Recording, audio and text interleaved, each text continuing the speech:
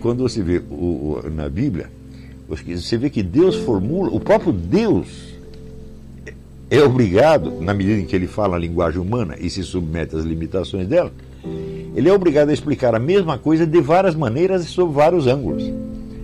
Como você pode fazer uma ideia disso quando você compara isso com um desenho.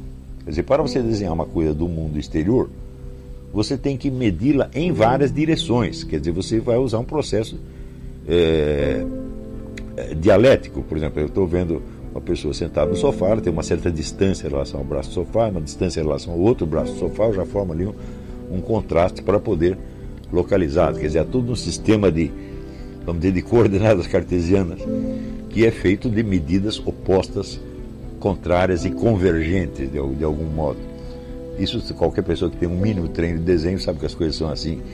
Na linguagem passa-se a mesma coisa. Assim como nenhum traço do desenho, traço isolado, pode corresponder à realidade sem um conjunto de proporções e relações com outros aspectos em volta, do mesmo modo, nenhuma frase por si mesma pode expressar a realidade, a não ser dentro de todo um sistema de comparações, antíteses, etc, etc. Tudo isso a mente humana faz automaticamente, com uma velocidade absolutamente impressionante. E tudo isso faz e em seguida esquece. Então, às vezes o nego não percebe todo o trabalho que ele teve para entender uma frase simples. O fato desse trabalho ser rápido, estar quase automatizado, não quer dizer que ele não existe. Então, é justamente por saber disso que todo filósofo com algum treinamento ele tem que saber que entre a verdade que ele percebeu e a formulação verbal que ele lhe deu, existe uma distância e um problema e uma tensão, por assim dizer. Se ele pretende que essa sua afirmação adquira uma validade universal, ou seja universalmente obrigante, ele vai ter um trabalho praticamente sem fim. Porque vai ter que... O próprio sentido da frase depende da refutação das frases alternativas que a negam. Então, a frase solta por si não significa absolutamente nada. Nenhuma frase solta por si significa nada. Mesmo as da Bíblia. Repito. Porque se você disser a linguagem da Bíblia é a linguagem divina, eu falo não. A linguagem da Bíblia é a linguagem divina adaptada à língua humana.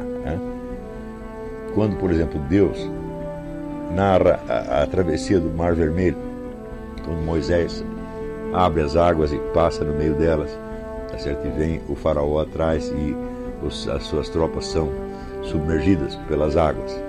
O que você está lendo ali é a palavra divina falando, não. A palavra divina foi o que fez isso acontecer.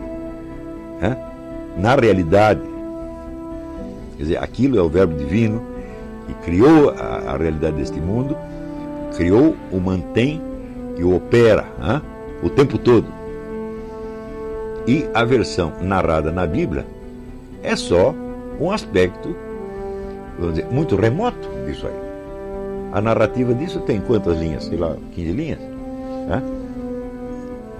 Agora, e o fato mesmo?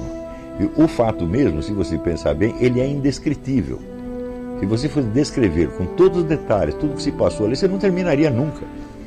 Então, se você disser que a linguagem divina é o que está na Bíblia, você está esquecendo que a linguagem divina não escreve só livros. A linguagem divina faz coisas.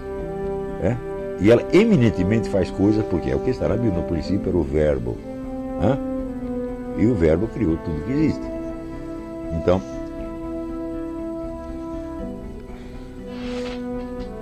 você vê, se o próprio Deus, para falar aos homens, se submete às limitações da linguagem humana, mais ainda temos nós que aceitar as limitações da nossa linguagem e entender que aquilo que é realidade, que é verdade, só é longínquamente representável na linguagem, e isso só funciona por quê? Porque nós sabemos a verdade anteriormente à linguagem. Sem falar nada. Aquilo que você assistiu, por exemplo, eu volto ao exemplo, né? Por exemplo, você viu um sujeito matar outro. Você é a única testemunha, não tinha mais ninguém no lugar. A arma do crime desapareceu, o criminoso desapareceu, não tem testemunhas, tá certo? E não tem como você... não tem como você chegar ao criminoso a não ser através do seu testemunho. Então, é uma verdade que só você conhece, e você a conhece por evidência imediata. E por isso mesmo você não pode prová-la para ninguém. Por quê? Porque você é que é um dos elementos da prova. Esta é a situação humana mais constante. Saber a verdade e não poder prová-la, não poder transmitir. Isso é o normal do ser humano. E nós temos que saber que todos os seres humanos são assim.